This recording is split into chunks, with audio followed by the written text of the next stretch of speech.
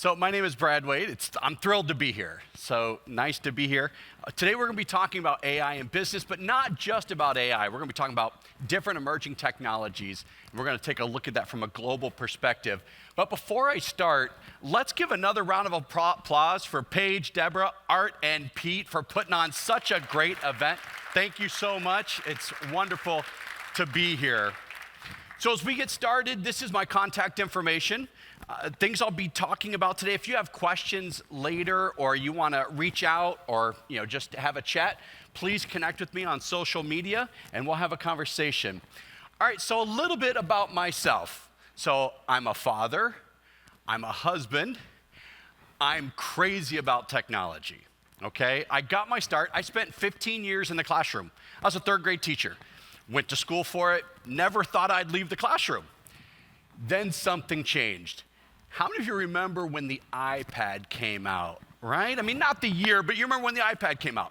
So the iPad came out in about 2010, 2011, and I got one for my class. Well, it started to change the way I started teaching. So I got 5 iPads after that, and then it started really changing my students' life, my life. And what I did is I wrote a blog. I created a blog and I started. Well, next thing I know, people started reading it. And that was the strangest thing. I'm a third grade teacher in Michigan, by the way. And I know there's somebody here from Troy, Michigan. Where's from Troy? I'm your neighbor, Bloomfield Hills. All right. I live right next door. So we are neighbors in real life. We're only just a couple miles away. So go blue. There we go. All right. So anyway, so I was teaching and I wrote a blog, and then somebody came up to me and said, "Hey, do you want to talk about what you're doing in your classroom?" I'm like, "Sure." That's how I got started doing this. So not only am I crazy about technology, I'm passionate about sharing technology and how it can be applied in every industry. I left the classroom in 2014, so I've been on the classroom for 10 years. Now I'm all over the world working with companies and industries all about technology adoption. And if it's anything on the emerging tech side out on the horizon, that's where I live. And a couple of you have heard this story already. So starting in 2017, I started talking about 5 disruptive technologies that are changing and impacting our lives right now. One of them was artificial intelligence. I used to have to spend 5 to 6 minutes out of all 5 of those technologies, and I'd be convincing, I used to have to spend 5 minutes convincing everybody in the audience that AI was impacting their lives more than any of the other ones. They just didn't know it. Well, now with ChatGPT and AI all over the place, now we can go farther, and that's what we're gonna do today. So we're gonna look a giant leap forward, technology in your business, and really looking at AI. So now raise your hand if you have at least one device here with you right now. Okay, yeah, exactly. All right, anybody have 2? Oh, okay. All right, 3. Oh, that's 4? Come on, is there anyone? No, 4. Okay, I didn't get to 5 for my last one. Anybody have 5? Maybe, so we got 4s. Okay, so the thing is, and you'll see some interesting statistics in a little bit, but we all know about technology. We have a love-hate relationship. So has this ever happened to you? You get on your computer and it says enter your password. Say, okay, let's enter your password, Guadalajara. Okay, all right, I hit password, it says try again. Ever happen? All right, so let me try this again. All right, now it's gotta be Guadalajara with the capital G. That's it, okay? No, this still doesn't happen right. Okay, so last time, I know it's gotta be, okay, Guadalajara, capital G, 33. This is it. No, it still doesn't work, and this is how I feel, right? And then it says, all right, do you want to save your password? I'm like, no, because it was wrong in the first place. How many of you have ever seen that before, right? Okay, and then when you change it, you get this little prompt, and it says, all right, what does it say in the box? How easy are those to read? That's like, I don't know what that says, Newton-gens? It's like, then it says, are you human? Like, I don't know if I'm human because I can't pass the human test. It says, identify all the traffic lights. I don't know if you mean the one with just the pole or actually the light. I missed that 3 times, and then there's a fraud alert on my account. I'm like, holy cow, I just want to check my email. So we have this love-hate relationship with technology. And so today we're really going to be looking at AI, okay? All right, so here are some questions. And one of the questions is, what is AI? Another one is how is it impacting the way we work? Now, to talk about AI, we need to get a context about AI. So we're going to take a look at AI and some other technologies, and AI is part of a much, much larger system called Industry 4.0. Raise your hand if this is the first time you've heard that word. Yes, excellent. So Industry 4.0, it has 9 different categories, 9 segments to it. Now, the thing is there are a lot of things in Industry 4.0. I know you've heard these words before. Cybersecurity, digital twins, metaverse. Anybody recognize any of these? Okay, there are a lot of the buzzwords we've heard in the last couple years. Metaverse, come buy some property in the metaverse. I just spent $2,000. Well, now it's worth nothing. I didn't, but I know a lot of people did. Okay, so the metaverse and everything, all of these technologies are part of Industry 4.0, along with, of course, artificial intelligence. And we're going to talk about that. So let's take a look. And we saw it was Industry 4.0. If it's 4.0, that means there must have been some versions before that, correct? Now, let's take a quick look. Industry 1.0. We know it as the Industrial Revolution around the 1700s. Now, of course, when the Industrial Revolution was going out, they didn't call it Industry 1.0. But that's when we used water and steam power to mechanize things, okay? So that was 1.0. So 2.0 came around the 1900s. This was electricity and automation. This was, you can think about when Henry Ford automated the assembly line. That was a massive change. That was like the next giant leap in how we started working. It really changed everything. Now, Industry 3.0 happened around the 1980s, and we've had computers in 1980, we'd had computers for about 20 years, 15, 20 years. But around 1985 was the first time we had an introduction of computers into an industrial setting, okay? Now we're in Industry 4.0, which is a terminology was coined, I don't know, about 6 years ago. Now it's all of the smart systems. It's a bunch of systems connected together. You know, if you think about, a business, you can think about, marketing, sales, leadership, all of that, how they work together. One way you can think about it is like this. So think about the human body. In the human body, we have a lot of different systems. We have the skeletal system, the nervous system, circulatory system, and more. A lot of different systems, but all of these systems are working together. Now, the really cool thing about this is in the human body, all these systems are working together, but we need the brain. And the AI is the brain. So if you think about Industry 4.0, and we're going to look at some of these technologies, and we're going to see how AI is infused in a lot of them and how they're impacting the way we work, live, and do business. So here, let's take a look. How are these technologies impacting our lives? Here's some interesting statistics. All right, so right here, 1 million people used augmented reality to shop in 2022. Augmented reality. Raise your hand if you're familiar with that term. Okay, good. 5 years ago, only a few hands went up.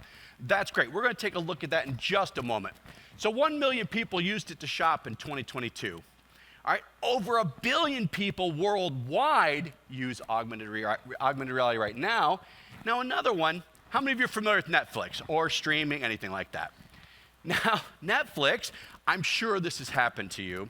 You get done with the series or you go on your Netflix account and it has suggested for you, right? Now, the thing is, if anybody remembers Blockbuster or the days of VCRs, anybody remember that? Okay, this was great. You go into a Blockbuster back in 1983, 84, whatever, and you go in, you see where all the movies are, and you'd have like an employee's picks. There's somebody right there, like staff recommendations. Now, the recommendations you're getting on Netflix, there's not somebody back there going, well, I think John might like watching this. That's not happening, of course, which you already know that. But what is happening is it's AI. AI, they got an early lead using AI for years now. Netflix is starting to use AI to suggest different things for you to watch. And get this, they made $1 billion last year just from that, just from suggesting watches for you. Interesting. So today what we're going to look at, there's a lot of different AI opportunities out there. So one of it is to put it in context. Another one is to get you interested in looking at it. And the last one is to find at least one area that you can look at incorporating AI. You've seen some of these in your sessions already today. So there's a lot of great opportunities. All right, so let's take a look at some of these technologies. As I mentioned a little while ago, so we have augmented reality, virtual reality, digital twins, robotics, and of course, artificial intelligence or autonomous robots. Okay, so augmented reality. This is a question for everybody in here. You can just yell this out. What is roughly the population of the world? About 8 billion, and I think it changed about a year ago. I think we were getting close, so it's about 8 billion. All right, so take a look at this. If there are 8 billion people in the world, we have over 15 billion devices.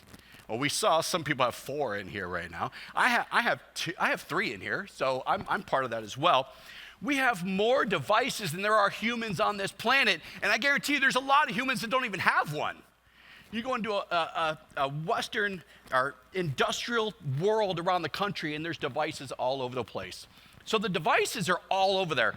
And you know what? All of our customers have them, which is very interesting because this is something that's already built into a system for us. And I know you've already recognized that. So let's take a quick look. So this is an example of augmented reality. So this is the human heart. Now you can see this human heart, and I'm not going to mess with the cable. We had all kinds of fun with the tech earlier. So you can hear it beating. So you can see right now I'm using the wheel and I'm removing different parts of the human heart. I can look into it, I can do blood flow, and it's beating. I can take a look at it. What's really amazing is that we now live in a world, and I've done this many times, I can have a smart watch or something with me, and I can Bluetooth it, and all of a sudden it starts beating my heart. How many of you think that's pretty cool, right? You can actually watch it accelerate, and my heartbeat get faster and faster and faster. Augmented reality is when you get digital information with the real world surroundings. As you can see, this is human heart, and augmented reality is using a mobile device or a tablet, okay? All right, so virtual reality. There's over 16 million devices worldwide, and as you know, and I'm pretty sure a handful of you, if not a lot of you, have used VR. VR is when you have a true headset on and you are immersed in a real world. Now the thing is there's some obstacles there, of course, because putting it on, you don't know. I could walk and step right off of here. And of course, if you're in an office, the first thing you're thinking about is putting it on in front of other people is, what do I look like? Right? Exactly. My hair's all pushed up, or is somebody laughing at me? I don't know where I'm going. I look like a baby or a toddler. Yes, I get it. Now, the interesting thing is there's also another one called mixed reality. So let's take a quick look. Raise your hand if mixed reality is a new term for you. Okay, great. And let me put it in context. Augmented reality is over here. We have a device, a tablet, a mobile device. I can see the real world, but I have digital information. I've got VR, virtual reality over here, got a true headset on. I'm immersed, I can't see. I'm truly in a world. AR, VR. Kind of see where the MR or mixed reality is?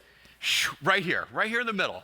Mixed reality is typically, and it's not limited to, but it's typically a headset where you have your hands free, but I can see through. So it's kind of the best of both worlds. It's like, okay, I have a headset on, that's my form factor.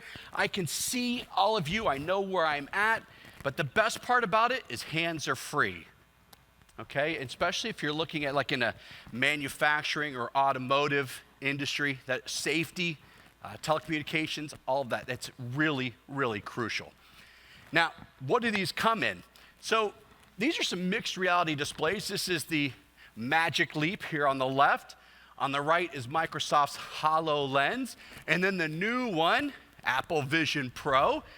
And now the thing is these are all pretty heavy industrial enterprise settings.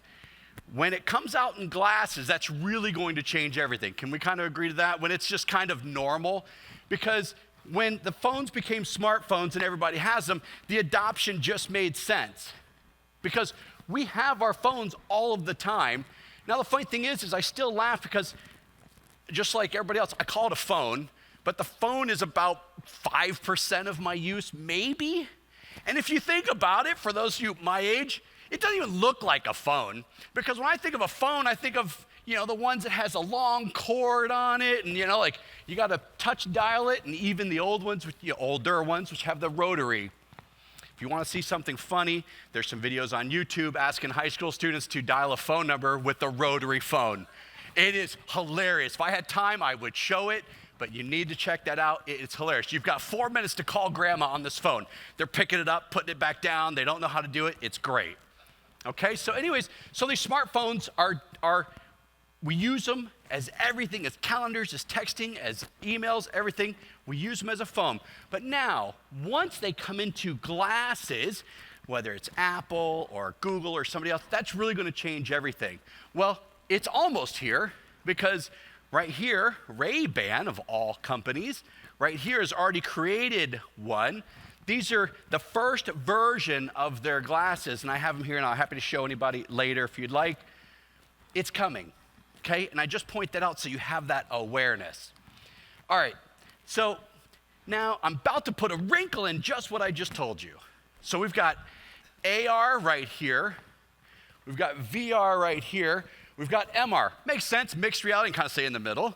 Now, XR, that might be a term you hear. Raise your hand if you've ever heard that term before.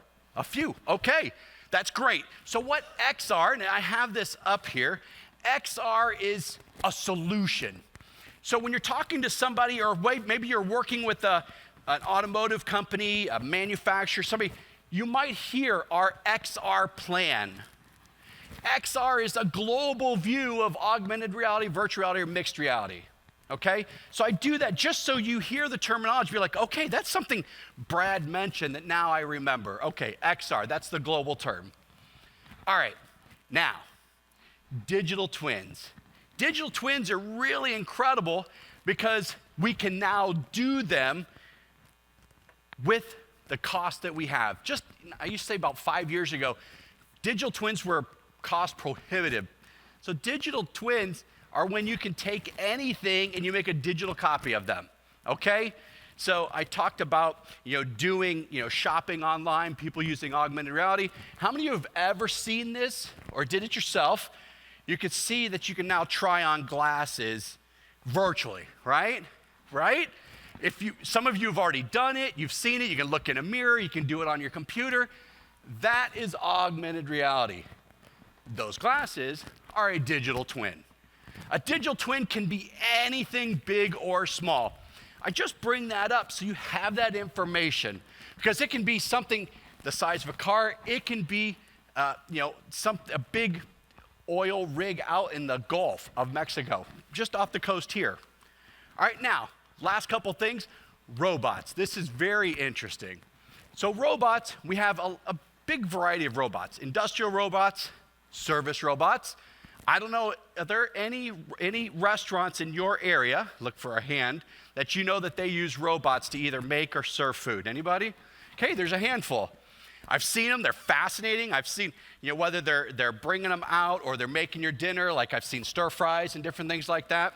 So those are service robots. We have autonomous robots delivering things.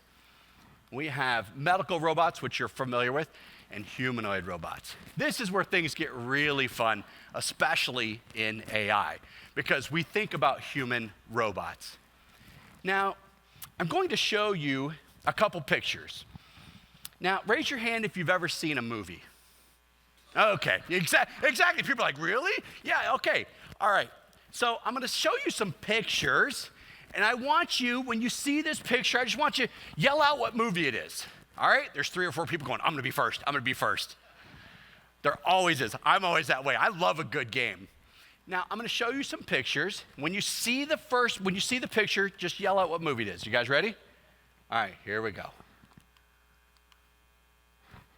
Star Wars. All right. To me, that'll always be Star Wars. I know it's number 4. I know it's New Hope. New Hope is like the last thing I'm going to say because it's just Star Wars. And then there was Empire Strikes Back, and then it was Return of the Jedi. Okay, so that's one.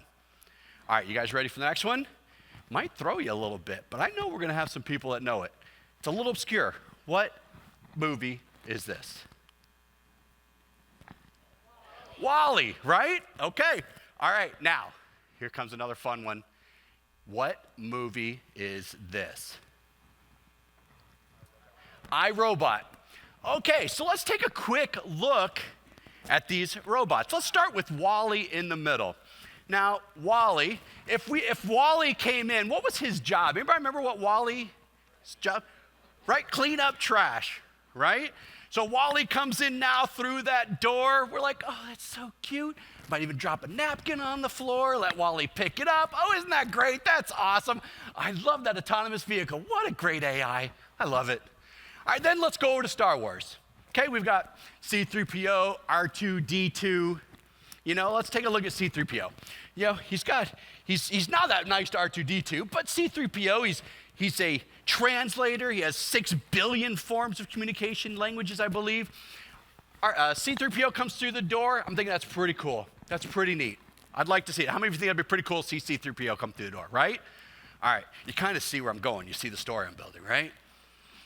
Let's go to iRobot. Does anybody remember the name of this robot? Great question. Sunny. Sunny. So we're like, oh yeah, well, it's been a long time since you probably saw that movie. Now let's think about that movie. For those of you who have not seen it, iRobot is a movie where Will Smith he's a police officer. It's in the future in Chicago, and a company has just put out a bunch of robots, kind of like Tesla. Okay, so the Tesla bot, very similar to this. Okay, and they're in homes. What color are all the robots? Anybody remember the lighting structure? Blue, very calm, soothing, and it's great. Now it's interesting because Will Smith has to, investigate a murder. And the whole movie, it's fantastic. If you haven't seen it, you should watch it. Whether you like AI or not, it's really cool, bless you. It's really awesome, okay? You're welcome. So now, the thing is if you think back in that movie, it gets really exciting, and all of a sudden, what happens? The blue robots turn what color? Red.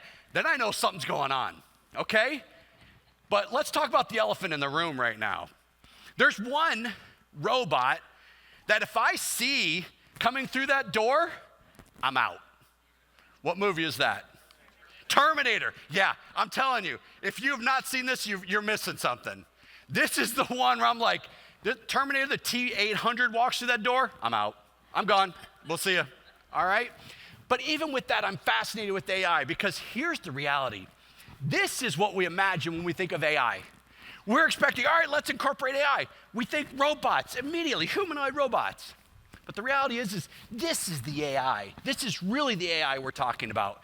Interactive computer models and different things like that, whether it's chat bots and different things. So this is the AI we imagine. So here are some statistics.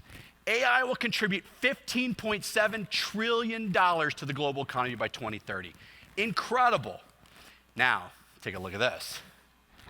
By 2025, AI could eliminate 85 million jobs. Now, good statistic or bad statistic? Well, let's see what the other part of it says. But could create 97 million new jobs. That's a net gain of 12 million.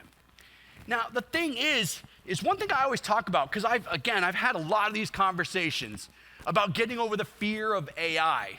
It's going to replace us. It's going to change our jobs. It's going to take jobs.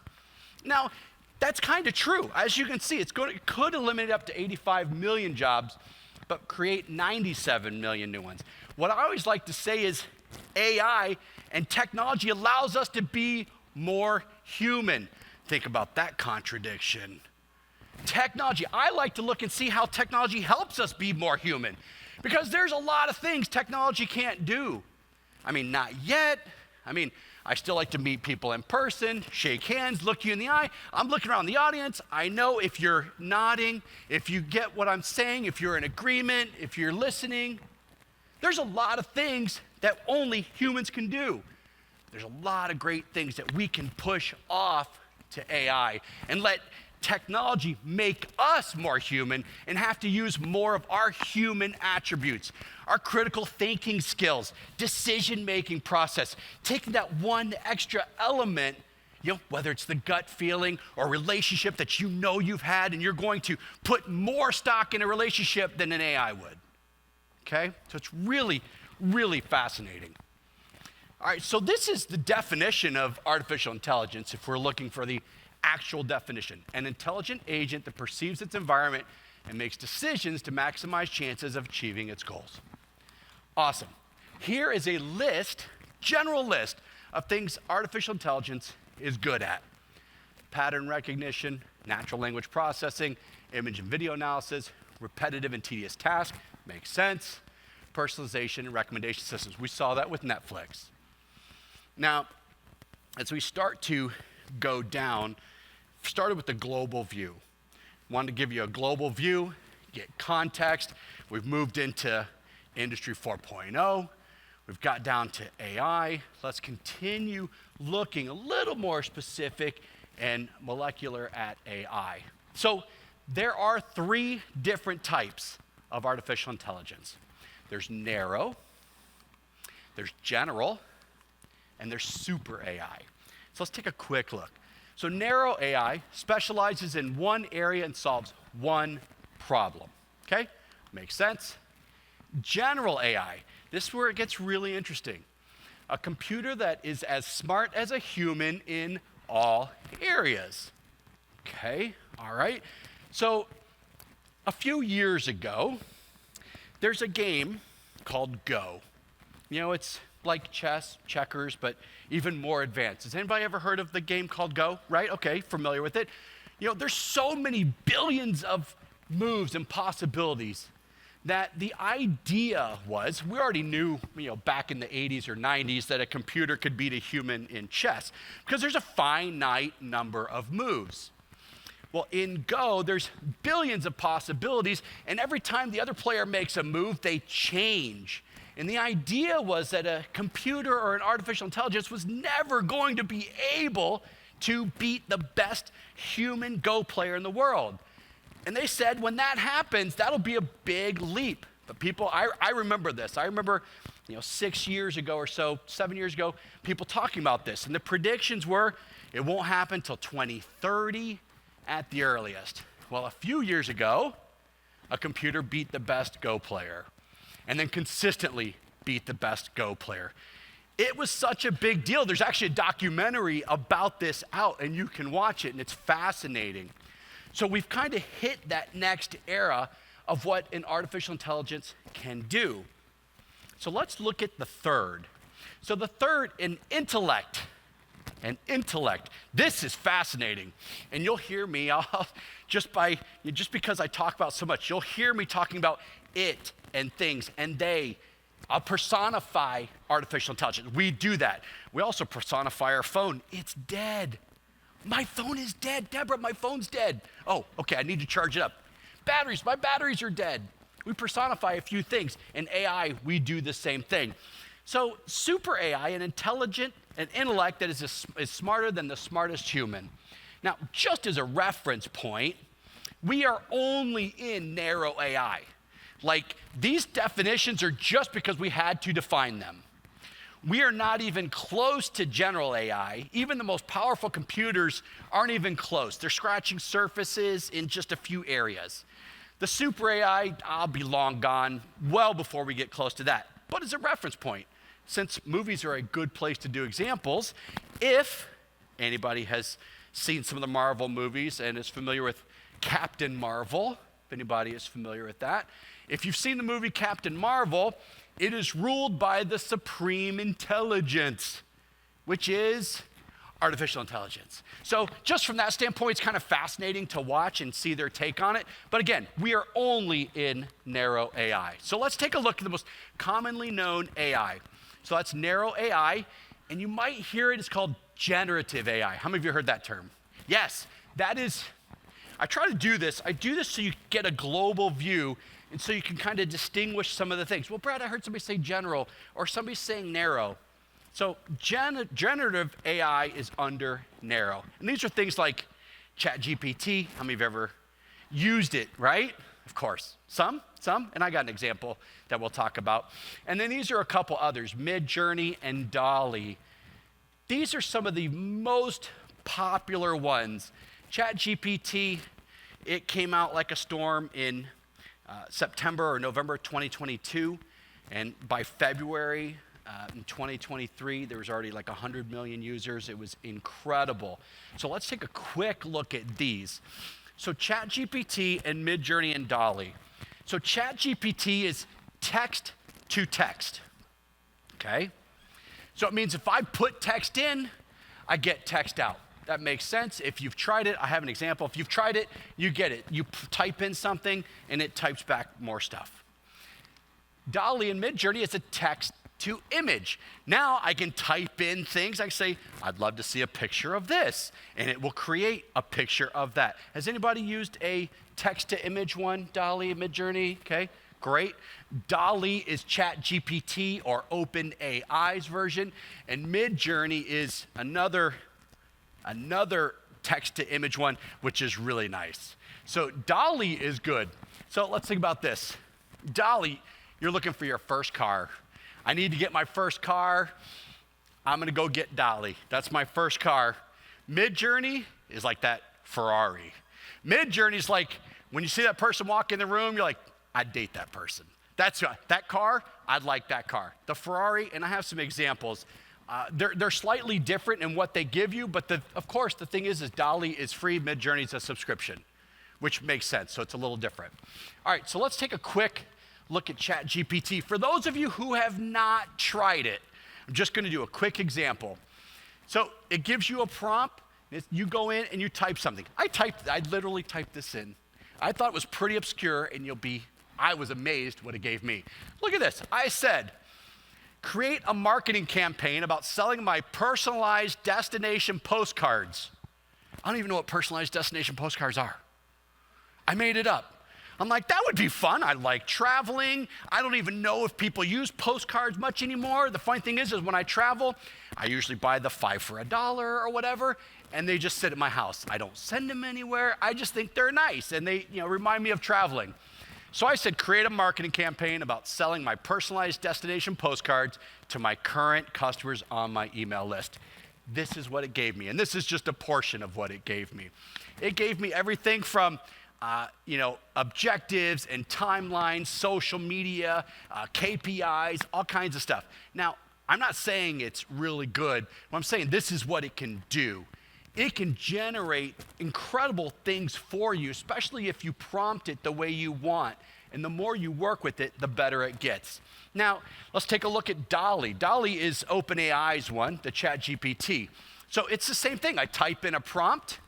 So this one, type in an armchair in the shape of an avocado, because I think that'd be really neat to see. And here's what it gave me. That's pretty good, right? Right? I mean, again, I don't think I'd have an avocado armchair in my house, but I was pretty impressed with what it gave me. Now, here's the thing.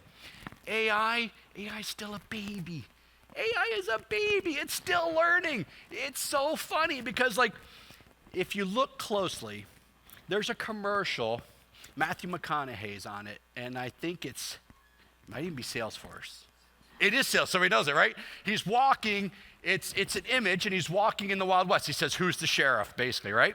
If you watch and look at his boots, next time you see it, look at his boots as he's walking. It's funny because sometimes they're forward, sometimes they're backwards. Yeah, take a look. It's really interesting because AI is still learning. It still struggles so much when it say draw a human, because a lot of times we'll have a third arm coming out, we'll have 6 fingers, we'll have multiple eyes. It's funny. So here's an example of one where an AI is still learning. I said, create a photorealistic picture of a student building a robot. Oh, that's not too hard. With a copy of a book called Racing the Future. All right, let's see how accurate it came. Okay, if you can't see it, let me blow it up. All right, I'm not sure what that is, but it's pretty interesting because it still didn't quite get the book right. And it also, my prompt was a student building a robot. I bet if I had you sketch out, you could give me a stick figure pretty quick of somebody building a robot. So it's still learning, and it's just a baby. Now, here's where I talked about the Ferrari. Now, they've put a lot of time and resources into Mid-Journey. So Mid-Journey works the same way. It says, imagine is the prompt that you put in. So here's one. Envision a photorealistic image of a classic car set against a vintage backdrop with some shading and lighting and so on. Take a look at the picture this drew. An AI drew this, and it did it less than 60 seconds. 60 seconds. Look at this. Pretty nice picture, huh? Now, I'll tell you this. If you try this out, has anybody tried Mid-Journey specifically? Okay, did you go down the rabbit hole and just draw everything you thought of in your head? She's shaking her head, yes. I remember the first day. So the way it works is you type in, imagine. It's like, oh my God, the whole world opens up. Imagine. I can type in anything and it will just take that version and draw it. And it gives you 4 pictures. And what's really cool is they're in this grid, and each grid has like a 1, 2, 3, and 4. And if you like one of them and you want to get more detailed, you just click on that icon. Like, I want number 1 more detailed. It'll actually spend some more time. It'll actually even make it more detailed. Or you could say, can you give me 4 more versions of one of them? So it's fascinating. Now, the thing is the first day I did it, I realized I had done over 60 drawings in like 2 hours. I just thought it was amazing. Because how many of you remember or are familiar with the Saturday Evening Post? Right? Who's the artist typically? Right, Norman Rockwell. Now, I love Norman Rockwell's work. I tried to make Christmas cards, but I couldn't quite get it. I did a wintry scene. I live in Michigan. I don't know if, did I say that? Yes, because we're neighbors. I live in Michigan, so I did a wintry scene. I was trying to make postcards, Christmas cards for my wife and my family. And so I always made all these snow pictures, and I said, like Norman Rockwell from the Saturday Evening Post, and it's absolutely incredible. Now, again, I could do an hour on any of these and go deeper and deeper, but now here's an interesting statistic. Now, anytime you take statistics, you really can't get to 100. I mean, we can't even get 10 dentists to agree. We get 9 out of 10 dentists to agree. Those of you laughing, 4 out of 5, exactly. 4 out of 5 dentists agree Dentine is a good gum. I don't even know if Dentine's around anymore. Again, I'm showing my age. Those of you who are laughing are like, yeah, I remember that. When I talked about VCRs in my last keynote, I had a few people up front had no idea. I said, all right, so let me tell you about a VCR. I said, those of you who are laughing, get what a VCR is, and those of you who have no idea, so I explained what a VCR was, and some of you are probably like, maybe I'm not sure what a VCR is. Come see me afterwards, I'll tell you what it is. All right, so here's an interesting statistic about ChatGPT. 97% of business owners think ChatGPT will benefit their business, okay? If you haven't started using it, check it out, because it's not there to replace you, it's there to save some time, to get you to, move down the line and do things that are more critical thinking that you can use your brain for. All right, so here are 3 things AI does really well. It saves you time, it reduces cost, and improves customer experience. Those are things, no matter what you do in business, whether you're a business owner, CMO, CSO, CEO, even if you just look at one of these, what I always encourage people is find one thing, and maybe it's time, maybe it's cost, maybe your customer experience needs some help. So here are a bunch of industries that are using it: automotive, manufacturing, medical, aerospace, power utilities, retail, agriculture, bank, finance, entertainment, construction. Everybody's using it, okay? Everybody's using it. And here are just a handful of ways. As we start to wrap up, there's only about 6 or 7 minutes left. Now, we're coming to the point where I'm going to share some things pretty fast and furious for you. Now, these are things, a lot of them you already know, but the reason I want to show this is because if there's one that you can zone in on, might be a good starting point. So I'm going to show you some different areas that are great to look at incorporating AI, and then I'm going to show you a few software programs, and then we're going to end with just some general AI tools. When we get to those, I encourage you, if you haven't already, take your camera out, take pictures, take a look at these, because later you might be like, what was that tool? Or I know Brad talked about one of them. So let's take a look. Here are some general things that AI is good for. Predictive maintenance, and these are how they're being used in a lot of businesses. Supply chain optimization, quality control, robotics automation, customization, personalization. Again, we could spend time on any one of these. Here are some on the marketing side specifically. Content optimization, marketing automation, customer experience, we know that, the CX. Personalized marketing, we're really, as you know, we're really getting down to personalized marketing. We can almost target an individual. How many of you have ever been talking about something and all of a sudden it shows up on your phone? Yeah, you guys all know this. It's incredible how that happens. A lot of machine learning, a lot of AI, a lot of, that's a lot of data mining, as we call it, understanding our customers, what their needs are, what their interests are. All right? And then customer insights and segmentation. Here's the last group: sales process optimization, performance management, forecasting, pipeline. You heard just previously talking about a lot of these things, lead scoring. Use AI to help you with some of this stuff. If you've got a small crew or you want to just leverage your time in a different area, maybe one of these are the best place for you to start looking at AI. All right, so here's the reality. 67% of customers expect using messaging apps to communicate with businesses. Think about that. And 80% of customers prefer using chatbots. Now, let's dissect this first one real quick. Now, 67% of customers expect to be using messaging apps. Now, on your phone right now, I know you have an icon for your email, and you have an icon for your text. They can be side by side, right? Let's say you get a notification of a new email and you get a notification of a new text. Which one are you checking first? Of course, exactly. The funny thing is, the ironic thing is, they live right next door to each other. They're on the same phone. It's not much of a difference where your finger points. But we know that if we're going into an email, okay, it's already more professional, and I need to think about how I'm going to respond, what I'm going to say. If it's a text, it's probably somebody you know.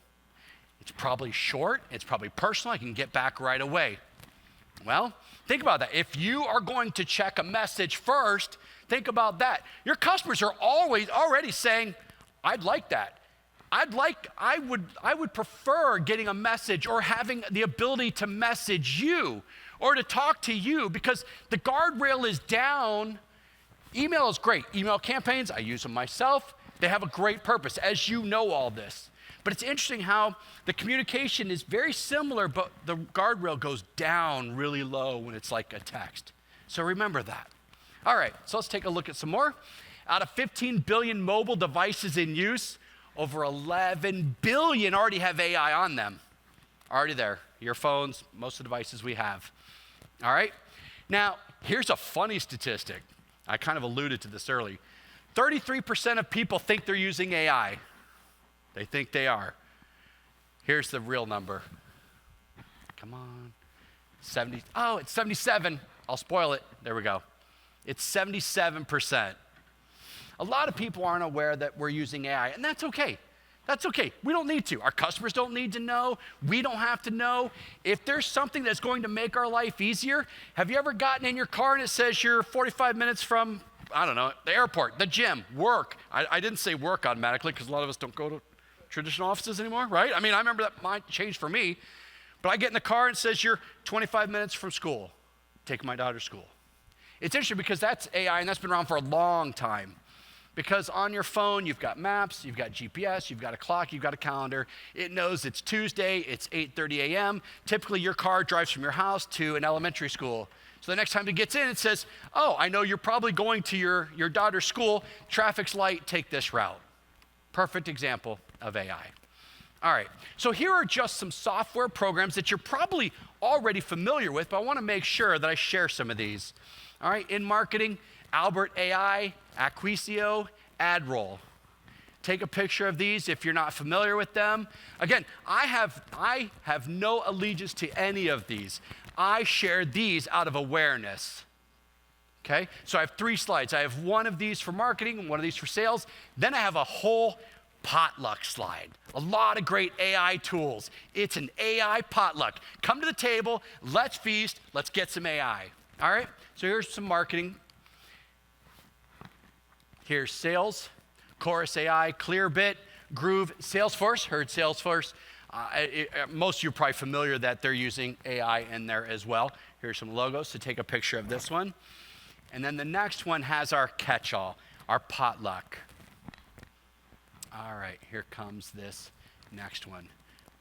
All right, so these are the 3 I already talked about. The next 6, I believe it's next 6, this is everything from AI assistants, organizers, a lot of just different good ones that no matter what your position is, one of these is bound to find its way to assist you in some fashion.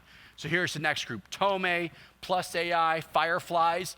Has anybody ever been on a Zoom call or a Teams call and you see an extra window up and you're like, Fireflies, right? You're like it's actually really cool.